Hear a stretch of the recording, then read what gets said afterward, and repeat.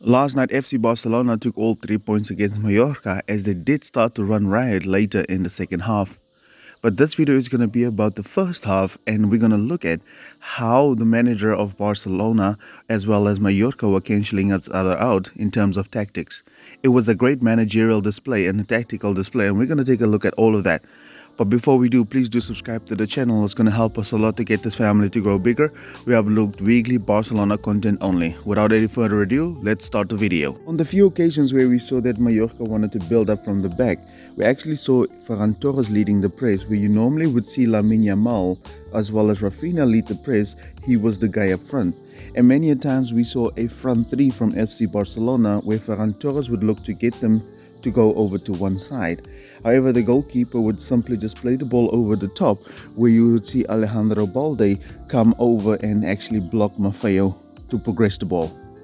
Remember how I said that Inigo is going to be a great asset for Flick, based on the fact that he's a left footer? I think the same can go for Ferran. He's so good at the pressing, especially against the bigger teams, where he can force teams to one side and is really quick up top, which forces these teams to go long more often than they want to. And in this situation where the goalkeeper did put the ball over to the fullback, you see that Alejandro Balde came all the way out in order to press him. This happened on multiple occasions where they actually wanted to do that against FC Barcelona. The reason I'm saying Ferran is so important is because the fact that he was covering so much ground, he actually allowed Rafinha to defend this fullback right here and allowed Balde to stay in position. And if the opposition do try to go to this side, you can easily just have Casado in actually helping Jules Koundé. This is something that I think Flick should look into, because Robert Lewandowski's pressing is really a liability at this point. We do need his goals, I understand that. But the fact that Ferran is so much better at pressing, because you do have other goal scorers like Lamine Yamal and also Rafinha. But I do think it's something he needs to look at, because Mallorca was basically just trying to get the ball into Morici in these areas where Sergi Darder and Maffeo would just overlap. We all saw the goal that happened. They went long, Maffeo got around Darder, and actually they scored their goal. So this is good, but like I said, the fact that Rafinha can be over here, he can help defend this wing. And a lot of fans is going to come for me, I know that for sure, but I do think that, look at Las Palmas. If teams play good against us, Robert Lewandowski disappears, right? Ferran can at least then defend and cover and help with the pressing, because when they got to Morici, he allowed these guys to be able to press in these deeper areas because he was covering so much ground up front along with Lamine Yamal, right? And he allows Rafinha, and look at him, he's still putting pressure on the ball. So that is what you want from somebody, at least to be able to do if he's not contributing with goals as well. However, when Barcelona looked to build up from the back, you did see that Morici waited for the ball to be passed between these guys before he would come from an angle to force Barcelona to the one side. However, the line-breaking passes from Cubarsí was no problem, because Casado and Pedri was actually blocked in the double pivot position. However, Barcelona found a lot of luck to find Dani Olmo in these areas as he was drifting around constantly. Pair that with the fact that you also saw that Rafinha was dropping, right? But we also saw that Barcelona went to Rafinha and Dani Olmo straight from Iñaki Peña. So it was a really easy time for Barcelona to get around this press in the earlier stages of the game. One of the wider players joined Morici up front, and you can see here, way before he presses, they would make sure that they had Pedri and Casado and they cover shadows. And once the ball would be moving, then you would see Morici actually press Barcelona from an angle. But like I said, the movement and the passing was still good, and Barcelona went also long when needed. The positioning of Koundé was particularly very interesting for me in this game, as he stayed mainly in a back three. That was mainly to provide cover for FC Barcelona. But that was also to pull this player out of position in order for Barcelona to have a little bit more space in this half space on the right side. If you want to see more on that, how Dani Olmo found space there, you better go watch the previous video to understand this a little bit better. That means that Morici had to keep tabs on Cubarsí.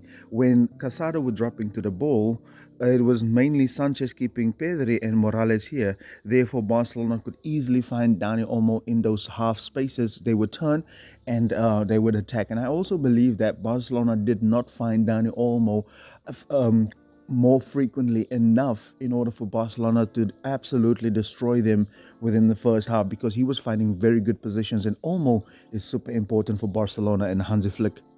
It's good to see that Hansi Flick is trying to adjust, because I do think that he realized that if both Balde and Kunde is going to be high, Barcelona will be in deep trouble.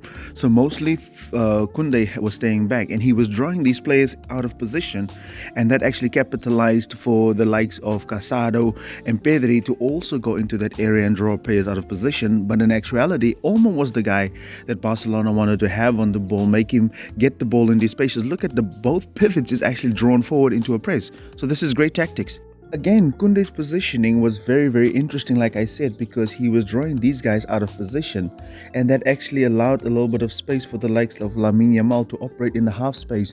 And we even saw that Casado was actually going into these areas, and Barcelona was finding a lot of intricacy and intricate passes. If you partner that with the fact with Ferran Torres also coming narrow, Barcelona was finding a lot of success, and this actually pushed Mallorca way back into their own half, and Barcelona finally started gaining some control over this game. And we did see that Lamine Yamal was also receiving the ball here in these areas. In this frame right here, we can see that Jules Koundé is drawing this player out of position, and now you're opening up that space for the likes of Lamine to be able to receive the ball and actually turn around. I wish it could happen the same way on the left hand side.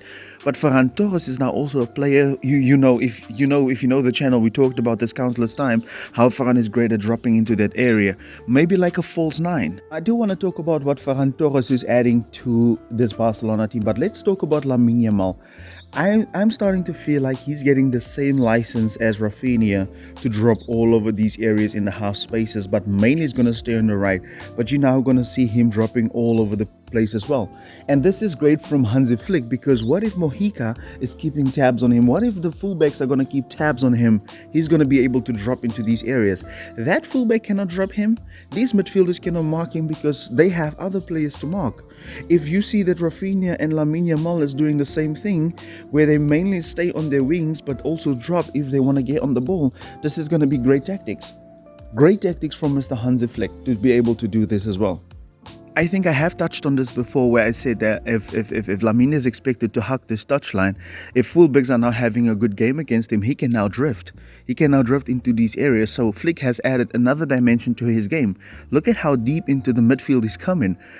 Under Xavi, he was expected to hug that touchline and stay in position, but now he has another dimension. Now guys, if we can stop being sentimental for a second, we would actually realize that Ferran Torres' false nine position here can be a great addition to Barcelona. Not even only the false nine positioning, where he can circulate. If Olmo drops towards the ball, he can perfectly be in position. Add that with the likes of Rafinha running ahead of him, Lamine Yamal as well. If you can add Pedri running ahead of him, this is going to be great for Barcelona. However, also, that's not the only thing that he can do, because Robert Lewandowski, if we maybe in the mid phase of the game, we never see that Lewandowski is making runs in behind. Look at that almost assist from Balde towards Ferran Torres. So he's adding another dimension towards Barcelona's game. And I think that he's better at dropping onto the ball here into these areas. But like I said, most of us don't like Ferran, and we are very sentimental Barcelona fans. This could actually be a great addition to Barcelona if you add the likes of Olmo, who can link up with Ferran in these tight areas. Partner that with the fact that Rafinha can run ahead of him, and these are subtle movements that I saw within the first half.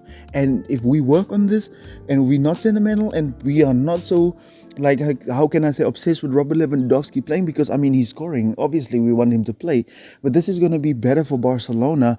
And let me know, how do you feel in the comment section, guys? Do you want Ferran to start and play the false nine, or do you want Robert Lewandowski to be able to play? Because like I said, if teams play good against us, at least Ferran has another dimension. He can run in behind, he can drop onto the ball. But with Robert Lewandowski, look at against Las Palmas, he totally disappeared in that game. So at the end of the day, what is going to be better for Barcelona?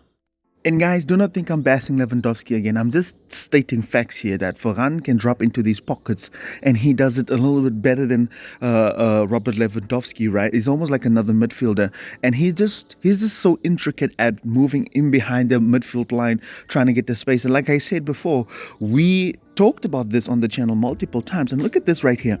Olmo is going to receive the ball here, and look at how that defender is already coming out, and look at how naturally Ferran Torres wants to slide in that position. So he's going to be great. I made a prediction that Inigo is going to be good for Hansi Flick or very important, and you guys disagree with me. You clowned me for that, saying that we should actually sell him and look at Inigo now. And I want to be bold and make the same prediction for Ferran Torres. If he can add goals to his game, he's going to bench Robert Lewandowski because he has so much more to offer. And I do think, based on the movement that Flick wants to achieve, he's going to be great. But as always, guys, let me know your comments and also do subscribe to the channel.